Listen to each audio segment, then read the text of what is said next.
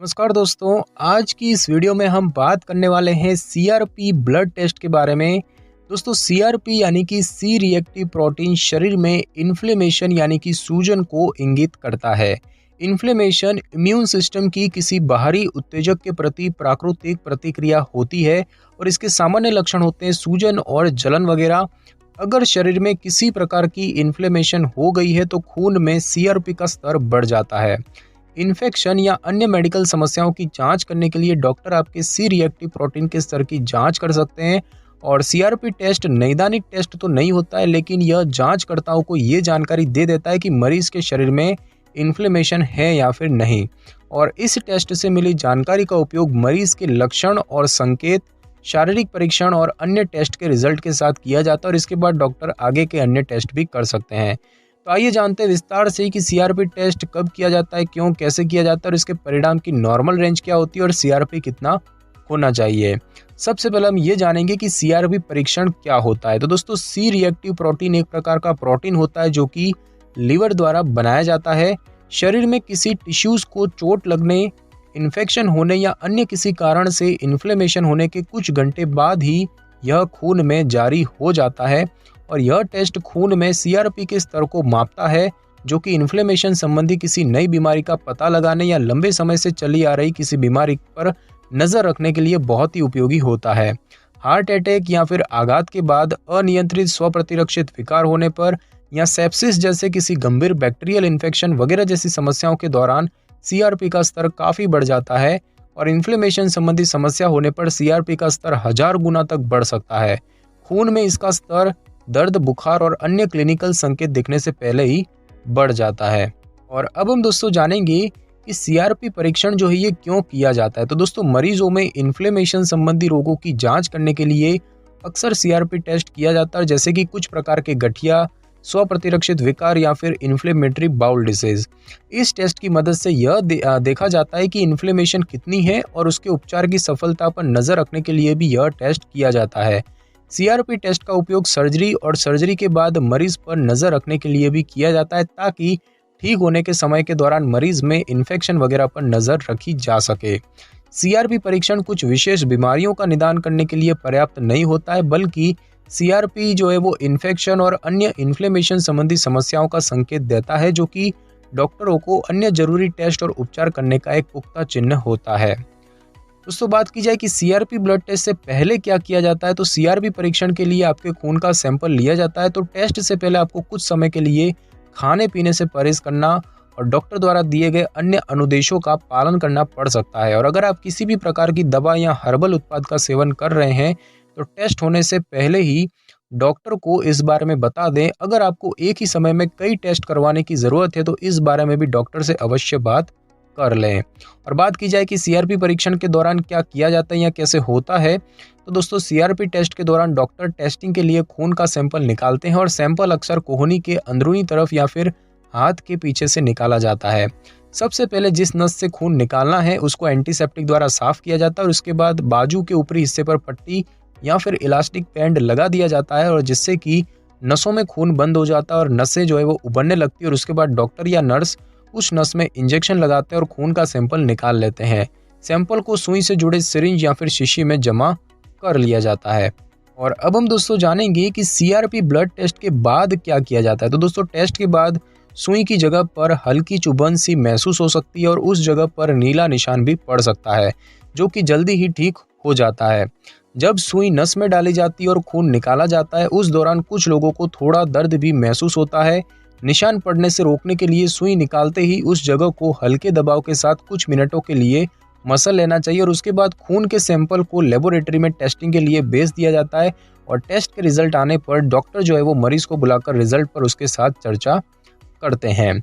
और बात की जाए कि सीआरपी ब्लड टेस्ट के क्या जोखिम होते हैं, तो दोस्तों, सीआरपी टेस्ट के लिए जब खून का सैंपल निकाला जाता है तो सुई की जगह पर दर्द, सूजन और निशान वगैरह बन सकता है और ये कुछ समय बाद ठीक हो जाता है। सीआरपी परीक्षण आमतौर पर किया जाने वाला एक नियमित टेस्ट होता है जिसमें कि जोखिम बहुत ही कम होते हैं, लेकिन खून का सैंपल लेने से जुड़ी कुछ हल्की जटिलताएं हो सकती है, जैसे कि अत्यधिक खून बहना, चक्कर आना या सिर घूमना, निशान पड़ना या सुई के छेद में इन्फेक्शन होना। और अब हम दोस्तों जानेंगे कि सी रिएक्टिव प्रोटीन यानी कि सीआरपी टेस्ट के परिणाम यानी कि रिजल्ट और नॉर्मल रेंज क्या होते हैं? तो दोस्तों सी रिएक्टिव प्रोटीन को प्रति लीटर खून में मिलीग्राम सीआरपी के माप से मापा जाता है। सामान्य रूप से सीआरपी का स्तर अधिक होने की तुलना में कम होना बेहतर रहता है, क्योंकि यह शरीर में कम इन्फ्लेमेशन का संकेत देता है। इसके दोस्तों सामान्य परिणाम की बात की जाए तो स्वस्थ व्यक्तियों में सीआरपी की मात्रा कम या न के बराबर होती है। सीरम में सीआरपी का सामान्य स्तर 0 से 6 मिलीग्राम प्रति लीटर है और यह मात्रा संकेत है कि व्यक्ति को किसी प्रकार के गंभीर इन्फेक्शन या इन्फ्लेमेशन की समस्या नहीं है।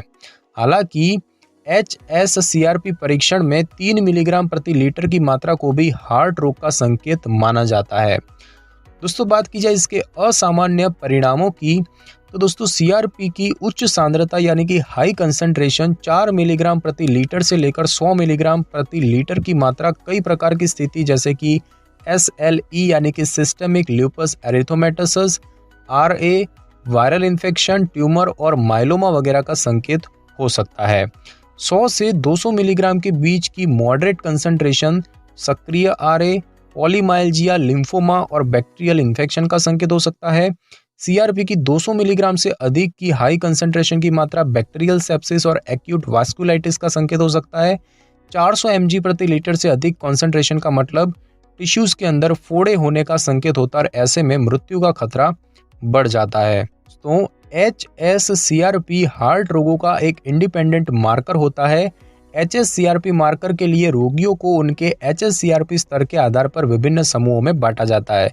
जैसे कि बात की जाए कम जोखिम वाले समूह की तो 1 मिलीग्राम प्रति लीटर से कम की मात्रा, मॉडरेट जोखिम वाले समूह की बात करें तो 1 से 3 मिलीग्राम प्रति लीटर और उच्च जोखिम वाले समूह की बात करें तो 3 मिलीग्राम प्रति लीटर से अधिक की मात्रा वाले होते हैं।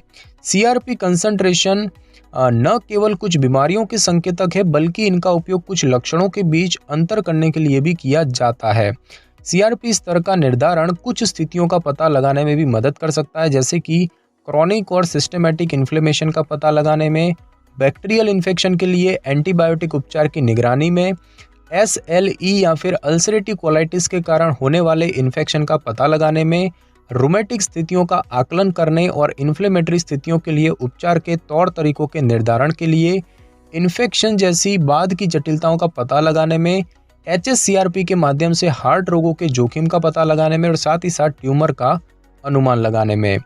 10 मिलीग्राम प्रति लीटर के स्तर को विशेष रूप से उच्च माना जाता है, जो कि कुछ स्थितियों का संकेत दे सकता है, जैसे कि हड्डियों में इन्फेक्शन, स्वप्रतिरक्षित गठिया उभरना, टीबी, ल्यूपस, संयोजी उत्तक रोग या अन्य स्वप्रतिरक्षित रोग, कैंसर खासकर लिम्फोमा, निमोनिया या फिर अन्य गंभीर इन्फेक्शन, हार्ट अटैक, सर्जरी के बाद की स्थिति, जलना, तंबाकू का सेवन करना, एक्यूट अग्नाशय शोथ, infection, inflammatory bowel disease, rheumatic fever या फिर हाल ही में सीआरपी के बढ़े हुए स्तर को कोविड-19 से भी जोड़ा गया था। सीआरपी का स्तर कुछ कारणों से गिरता भी है, जैसे कि व्यायाम हो गया, वजन घटना, शराब पीना या फिर दवाएं जैसे कि स्टेटिन्स, नियासिन और फाइब्रेट्स वगैरह का सेवन करना। दोस्तों आपको यह नोट कर लें कि अगर आप गर्भ निरोधक गोलियां लेती हैं तो सीआरपी का स्तर बढ़ सकता है। गर्भावस्था में सीआरपी का स्तर बढ़ना एक जटिलता का संकेत दे सकता है, लेकिन सीआरपी और गर्भावस्था की भूमिका को पूरी तरह से समझने के लिए अधिक स्टडी की आवश्यकता है। यदि आप गर्भवती हैं या आपको कोई अन्य दीर्घकालिक जलन और इन्फ्लेमेशन संबंधी समस्या है तो सीआरपी टेस्ट द्वारा आपके लिए हार्ट रोग के जोखिम का सटीक रूप से आकलन कर पाने की संभावना कम होती है। अगर आप किसी भी प्रकार की दवा लेते हैं तो सीआरपी टेस्ट से पहले उनके बारे में डॉक्टर से बात करें, क्योंकि कुछ प्रकार की दवाएं सीआरपी टेस्ट के रिजल्ट को प्रभावित कर सकती है और कुछ ऐसे परीक्षण भी हैं जो सीआरपी की जगह पर किए जा सकते हैं और इसीलिए आप सीआरपी ब्लड टेस्ट को पूरी तरह से छोड़ भी सकते हैं। यह याद रखें कि यह टेस्ट हार्ट संबंधी रोगों के जोखिमों की पूरी जानकारी उपलब्ध नहीं करवा पाता है। यह निर्धारित करते समय कि कौन सा अनुवर्ती परीक्षण आपके लिए सर्वोत्तम है, डॉक्टर आपकी जीवन शैली, पारिवारिक स्वास्थ्य की पिछली जानकारी और अन्य मेडिकल स्थितियों पर भी विचार करते हैं और डॉक्टर कुछ टेस्टों में से किसी भी का ऑर्डर दे सकते हैं, जैसे कि electrocardiogram, echocardiogram, stress test, coronary धमनियों का सीटी स्कैन या फिर हृदय कैथेटराइजेशन भी आपको करवाने को कह सकते हैं। और अब हम दोस्तों जानेंगे कि सीआरपी ब्लड टेस्ट कब करवाना चाहिए। तो दोस्तों अगर आपको कुछ तरह की समस्याएं हो रही हैं, जैसे कि कोई सूजन या जलन संबंधी विकार, स्वप्रतिरक्षित विकार, कुछ प्रकार के गठिया, सूजन संबंधी आंतों के रोग या फिर इन्फेक्शन की संभावनाओं की जांच करने के लिए, खासकर सर्जरी के बाद, तो ऐसी स्थितियों में डॉक्टर जो है वो सीआरपी टेस्ट करवाने का सुझाव दे सकते हैं। तो दोस्तों आज की इस वीडियो में बस इतना ही। अगर आपको मेरी ये वीडियो और जानकारी अच्छी लगी हो तो वीडियो को लाइक और शेयर कर दीजिए और कमेंट करना बिल्कुल भी ना भूलें। और अगर आप हमारी चैनल पे नए हैं तो चैनल को कर ले सब्सक्राइब और बेल आइकन के बटन को ज़रूर क्लिक कर ले ताकि मेरी नई वीडियो की नोटिफिकेशन सबसे पहले आपको मिल सके। Thanks for your time.